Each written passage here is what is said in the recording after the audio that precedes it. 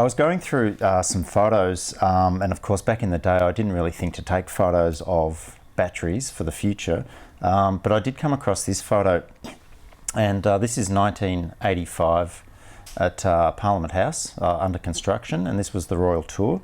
But I've just put this shot in because of the cruise there, and there's all sorts of batteries going on there, but I just wanted to go, there's Princess Diana. That's amazing. And we can use that. There. It is, and I took that, so we don't need anyone's permission to use that.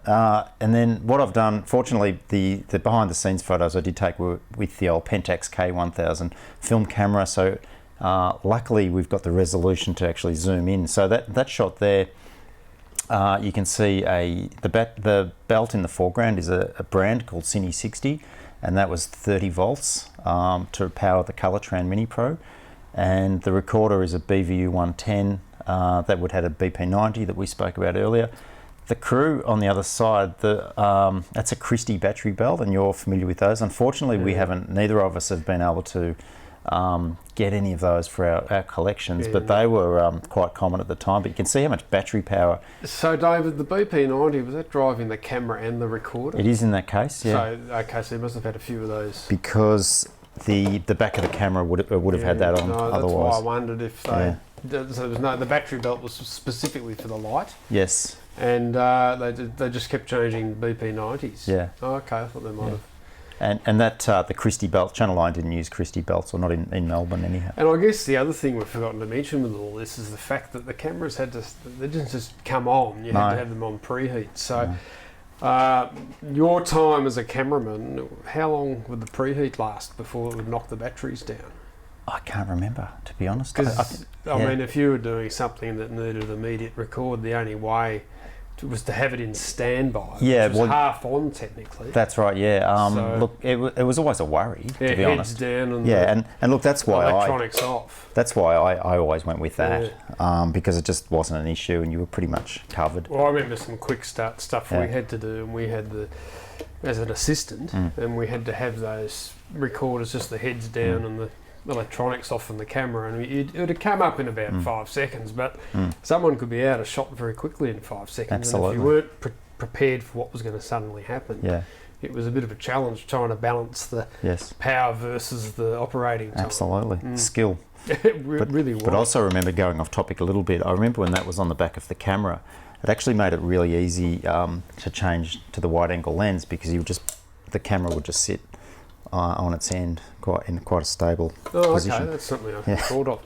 So I've got to ask you, as we're at this point, and that technology, what would be your closest near to running out of battery power situation you may have had where you've just got through? I can't think of a particular job, but it certainly happened, and it was usually at a press conference, I think. And of course the recorders, actually these you could adjust the alarm volume, I think, but the old BVU you couldn't. Now I remember doing quite an important job once, and I had the headphones hanging on the side, watching the VU meter.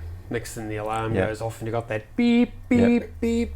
Everyone just growled at you because it was such a penetrative noise, even though it wasn't high level. A bit like a mobile phone going off in a press conference. So I think we can all tell those stories. Yeah, it was scary, to be honest. I'll just go to the next shot. This is a crop of the same image, but there's a bit of old technology there apart from the old wooden legs. But the guy sort of in the middle to the left there, the TK76, he's got a 30 volt Colortran Mini Pro, and he's got Christie belts, batteries around his waist, and then the 3AP camera on the end. I guess that's probably the ABC there, and then the guy on the right hand side, he's got Christie belts as well. You didn't get much more than about 10 minutes from memory on those Christie batteries. If you just had one going straight into a lamp, it was also quick. Another thing I remember about those batteries, because we didn't have them, but did they had an external charger, I guess, was it? Oh, they did, yeah. Well, I remember the Christie batteries and the Cine 60, they actually used aviation plugs. So later on, a lot of modifications were done. They slotted in, and you actually screwed up a thread. But I'm pretty sure they had an aviation. I remember doing a live cross once, and we had to use a Christie to run a light. It started to die halfway through. So it was just gradually there, so we had to open the iris up on the camera just to try and compensate for it. So that was a bit of a challenge. It was one I can remember.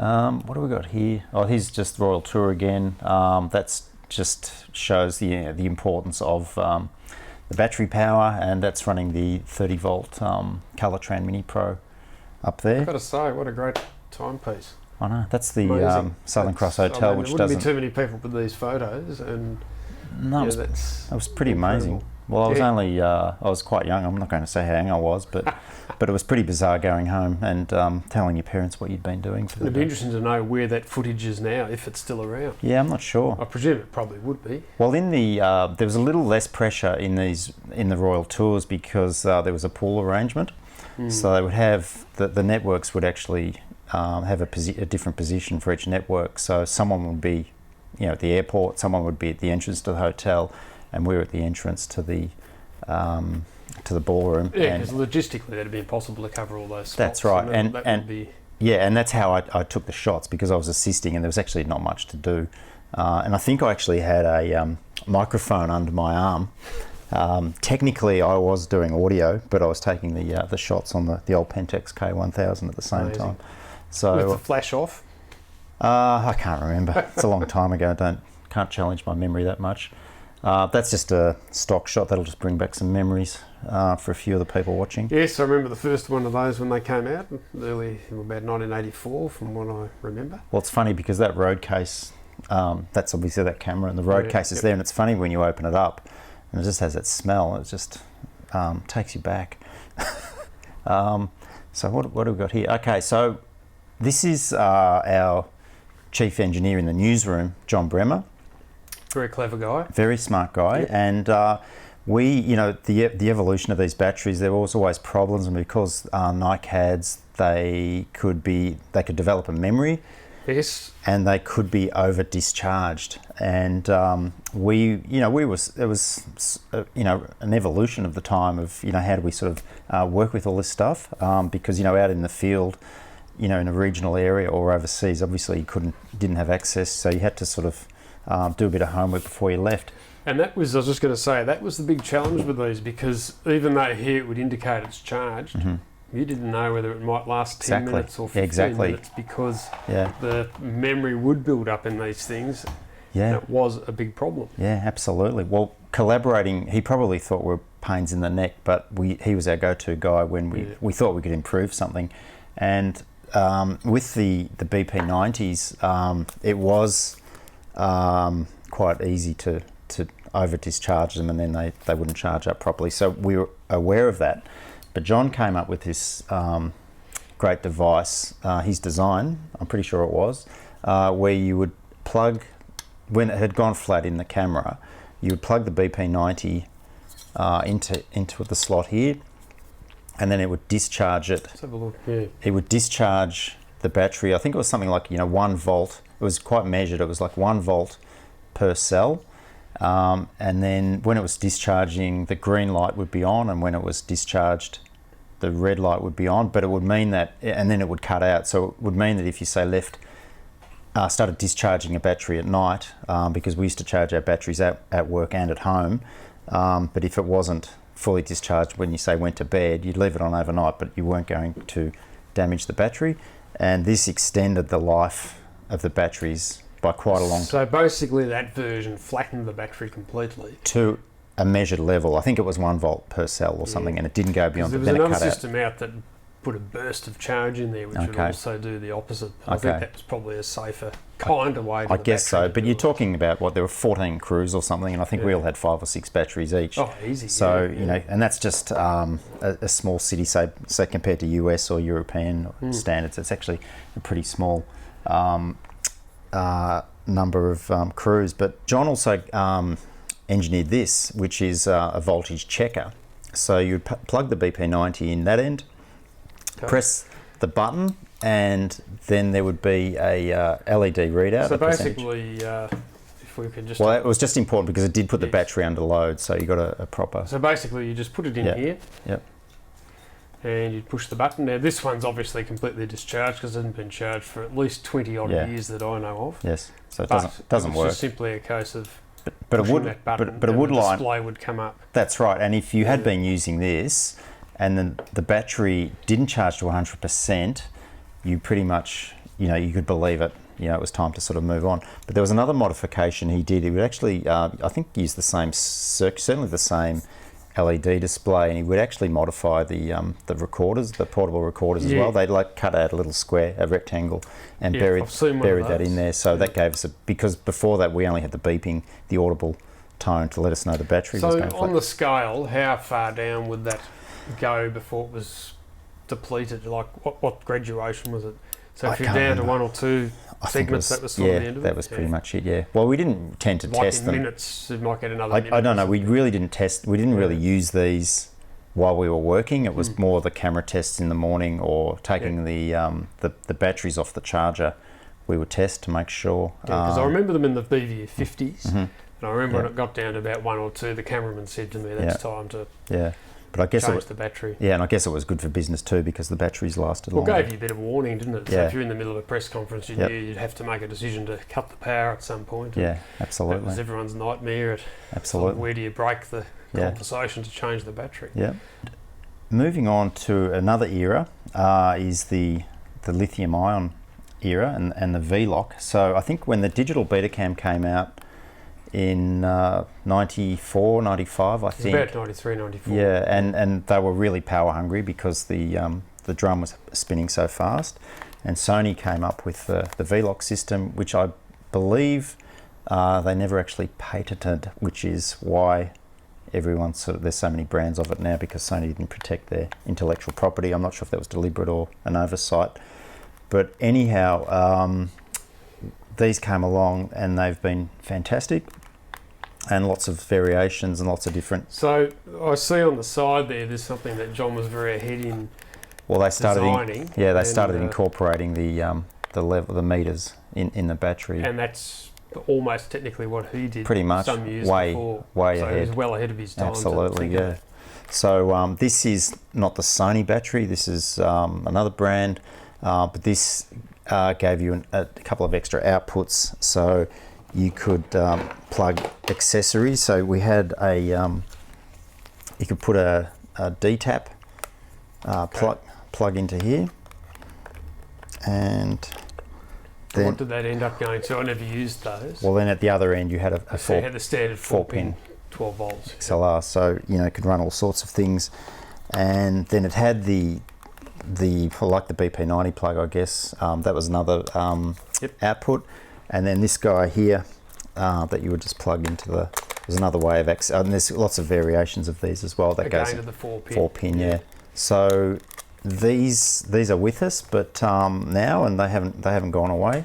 Now, unlike the other batteries, I was fully aware they have to be very careful in transportation of those, because if they go off, because they can self-combust. Well, I remember, when I was young, John, the technician, he actually said, you could weld with one of these batteries. He said there's a lot of potential to start a fire with these batteries. And I think the lithium, from what talking to the older camera guys, the day, lithium wasn't a recent discovery. They knew about it as a power source, but they also knew it was so unstable, and it was really just all the circuitry and the high-tech engineering behind it to actually sort of make them safe. But yeah, these... well, I guess if you're storing more energy in a small space, there's going to be more chance of going unstable, I guess, if you look at it that way. For sure. So there was 2 sizes of those, wasn't there, from my recall? There was the full-size V-Lock. A couple. Sony had a couple of different ones, and the smaller ones, I think, for some of the prosumer cameras.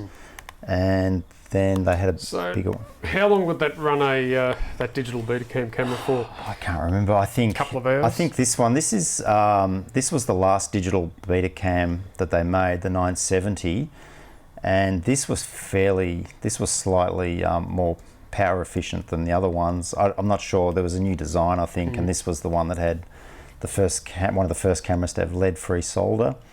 So whatever, I'm pretty sure I could put a 40-minute tape in digital Betacam, certainly record that, and a bit more from memory. So about an hour then. It depended if you were just continually rolling or stop-start on standby. So well, certainly a big improvement on the previous type of battery. But it's interesting that some things that haven't changed, is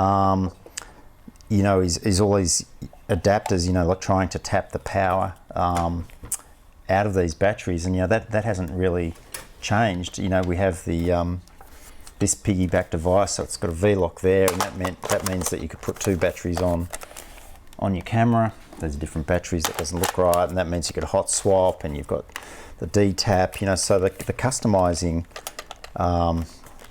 to get the power out of these batteries, you know, that hasn't actually really changed because there's so many devices that require power. And there's a new generation out now that's... Well, the one on the left here, that's the new Hawkwoods battery. That's pretty amazing. That's standing side by side. It's the one on the left is 150 watt hours, and the one next to it is also 150. So that represents a leap in technology as well. The fact that they have made it smaller.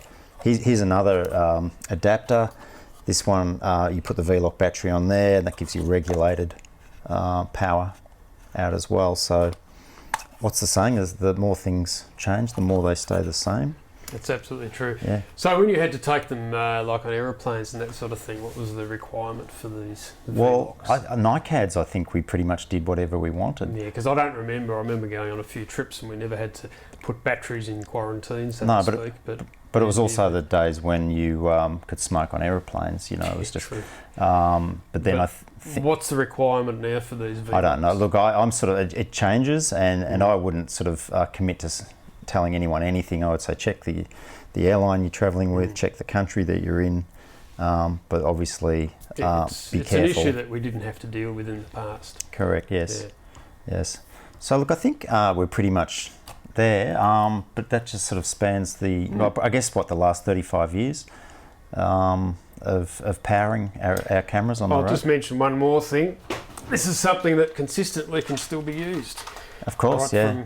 From back in the days of the 80s, this will supply the 12 volts through the 4-pin. Yeah. And I've even today recently seen still one of these driving a up-to-date camera, which is XD cams. Well, they don't make them like that anymore. I just thought I'd mention that, since we talk about power supplies and the fact that this is still in use, and it would be at least 30 years old. Okay. Amazing. Yeah, well, I think we'll sort of wrap it up, but I do like to mention some of the colleagues that I used to work with, and we mentioned Sam Humphries, the ex-Current Affair sound recordist who devised that belt, and then I have to say there was a Channel 10 cameraman, Barry Pullen. His trademark was he used to leave his car keys on the spigot of the camera to make sure he didn't leave anything behind. I assume that's why he did it, but anyhow. G'day Barry. Analogy, yeah. All right, look, I think we'll wrap it up there, and thanks for watching, and I hope you've enjoyed this presentation.